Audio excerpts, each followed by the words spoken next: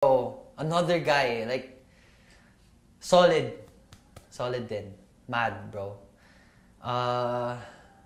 Calm. Taping chair.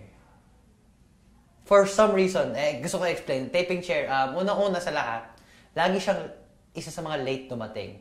So, nung time na kompleto pa kami at hindi na kami magkasya-kasya sa tent, isa siya sa mga hindi nakapaglagay ng upuan. Unang-una sa lahat, nag-taping siya, first taping niya, wala siyang upuan. Hanggat sa nagkaupuan siya. Nagkaupuan nga siya, hindi rin niya nagamit kasi hindi niya malagay sa tent. Ngayon, nung kumpleto na lahat, naglalapag siya ng upuan, hindi naman siya nagsistay sa upuan, nasa kotse siya. So, ako yung umuupo sa upuan niya minsan. So second, upuan. Mad. Number 3.